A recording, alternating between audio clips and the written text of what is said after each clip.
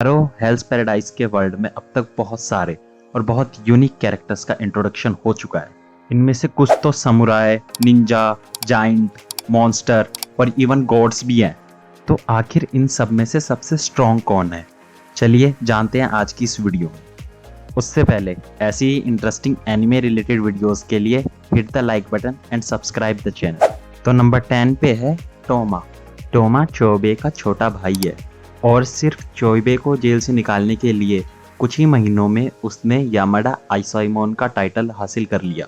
अब इससे हमें पता चलता है कि टोमा की एबिलिटीज और स्वॉर्ड स्किल्स कितनी इम्प्रेसिव है। इनफैक्ट टोमा ने बहुत सारे शोशिन्स को सिंगल हैंडेडली डिफीट कर दिया था और maybe Toma one of the strongest आइसाइमोन हो या इन फ्यूचर बन जाए, पर अभी इसके बारे में कुछ कहना मुश्किल है क्योंकि हमें उसकी रैंक का कोई आइडिया नहीं है। तो नंबर 9 पर है अपनी क्यूट सी मे। ये छोटी सी बच्ची देखने में जितनी क्यूट है उतनी ही पावरफुल भी। मे एक टेंसन है, भले वो एक इंफीरियर टेंसन हो, पर उसके पास टेंसन से रिलेटेड कुछ सिमिलर पावर्स भी हैं। मे जूजिन, अरे वही अपना सतरंगी बाल वाला टेंसन, उसकी तरह पंचेस मार सकती है, फोर्स फील्ड भी बना सकती है और उसकी फोर्स फील्ड इतनी पावरफुल होती है कि वो एक टेंशन के अटैक्स को इजीली झेल सकती है। और टेंशन होने के कारण may undoubtedly one of the strongest character है सीरीज की। तो 8 पोजीशन पर है हमारी सबके सपनों की निंजा यूजिरिहा। बस ये गाबी मारू के सपनों में नहीं आती है। वेल, शो में तो अब तक यूजिरिहा को ज़्यादा बैटल्स में नहीं दिखाया है, पर आइलैंड पे आने से पहले वाली क्रिमिनल्स की बैटल में यूजिरिहा इजीली सरवाइव कर गई थी और उसमें इतनी स्ट्रेंथ और एजिलिटी तो है कि वो अपने गाबी मारू को इजीली ज़मीन चढ़ा देती है। यूजिरिहा एक कोनोइची है, मतलब फीमेल शिनोबी, सो क्लियरली वो निंजुत्सु यूज़ कर सकती है।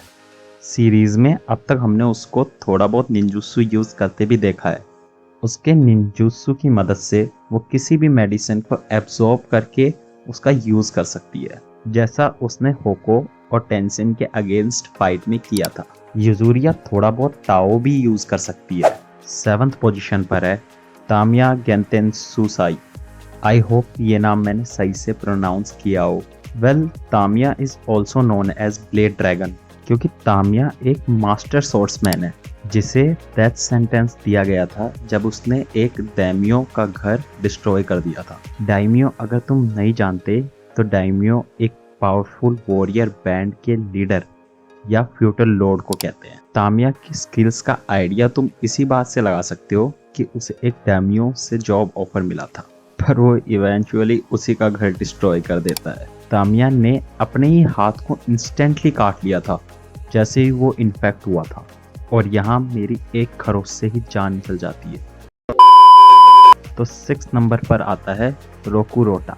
भले ही तामिया ब्लेड ड्रैगन होगा, पर इस इंसान पे तो ब्लेड्स काम ही नहीं करती, इसे इंसान कहना सही भी होगा।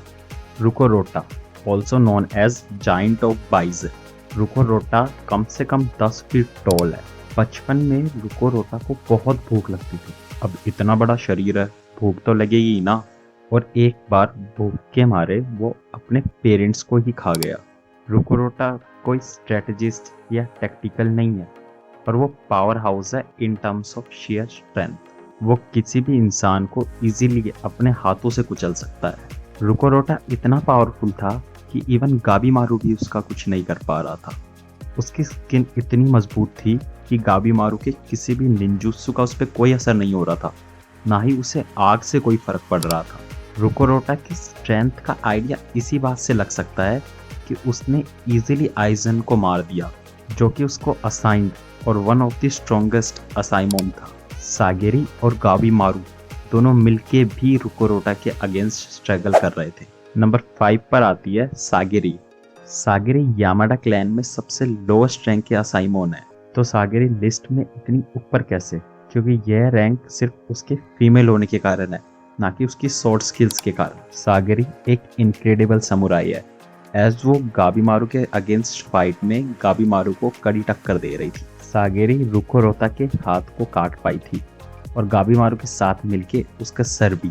जो कि कोई आसान काम नहीं है, जिसके लिए बहुत कंसंट्रेशन चाहिए। सागिरी के अटैक से तो एक टेंशन तक रीजनरेट नहीं कर पा रहा, बट स्टिल उसे अपने थॉट्स और टाओ को सही से कंट्रोल करना नहीं आता है। नंबर 4 पर है डाकुओं का मुखिया चोबे। चोबे के पहले अपीयरेंस से ये तो क्लियर था कि वो स्टोरी में बहुत ही इम्पोर्टेंट और स्ट्रॉन्ग कैरेक्टर होगा। चोबे किसी भी सिचुएशन को बहुत जल्दी अडेप्ट और एनालाइज करने की एबिलिटी रखता है, एज वो सबसे पहला क्रिमिनल था जो शोगन के ऑर्डर्स को समझ गया था और उसने ही सबसे पहले दूसरे क्रिमिनल्स पे अटैक करना चालू किया था। उसकी इस अडेप्टेबिलिटी की एबिलिटी के बारे में टोमा भी बार बार मेंशन करता है। उसने बचपन में ही जो बैंडिट उस पे और टोमा पे अटैक करने आए थे उन्हें अपनी बातों में फंसा लिया और उनकी गैंग ज्वाइन करके धीरे धीरे उनका लीडर बन गया। और उसने बचपन में ही खुद की आंख पर स्कार मार लिया था। मैंने बोला ना, मैं तो खरोच से भी डरता हूँ। चोबे की स्ट्रेंथ का आइडिया इसी बात से लग जाता है कि उसने बहुत इजीली बहुत सारे शोशिन्स को मार गिराया था, वो भी सिर्फ एक एक्स की मदद से, और वो इवन एक टेंशन को भी इंजर्ड कर पाया था। चोबे फ्लावर पिट में से क्लाइम करके बाहर निकला था, वो भी टोमा को अपनी पीठ पर लाद के, और वो टाओ को एब्जॉर्ब कर कर उसका यूज भी कर पा रहा था। तो थर्ड पोजीशन पर है Gabimaru the hollow. As the protagonist Gabimaru clearly बहुत स्ट्रॉन्ग है और वो प्रोबेबली स्ट्रॉन्गेस्ट कैरेक्टर होगा by the end of the series. Gabimaru के इंट्रोडक्शन से ही पता चल गया था कि वो कितना स्ट्रॉन्ग है। वो ऑलमोस्ट इनवनरेबल है।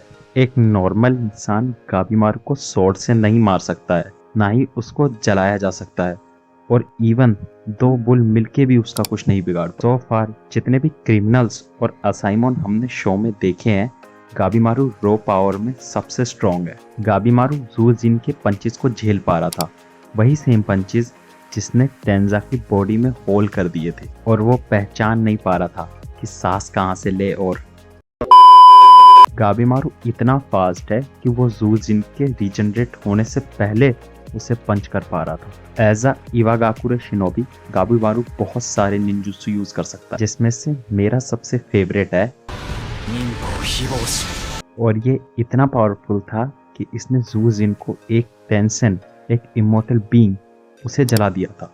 वेल, अभी तो गाबिमारू इमोर्टल बीइंग्स को हरा नहीं सकता है, बट सीरीज के एंड होने तक गाबिमारू ही सबसे स्ट्रॉन्गेस्ट कैरेक्टर होगा। नंबर 2 पर है द चीफ ऑफ इवागाकुरे, ओसा। ये संकी बुड्ढा इकलौता ऐसा मॉर्टल कैरेक्टर है सीरीज में जो गाबिमारू से स्ट्रॉन्ग है। अकॉर्डिंग टू गाबिमारू, ओसा पे वेपन्स के अटैक का कोई असर नहीं होता है। इवन उसने खुद एक स्वॉर्ड अपने सर के आर पार कर ली थी, फिर भी स्माइल कर रहा था। बुड्ढा सच में सनकी है। ओसा इवागाकुरे का चीफ है और उसने ही गाबिमारू को ट्रेन करके सब कुछ सिखाया है, एंड इवन गाबिमारू खुद ओसा से डरता है।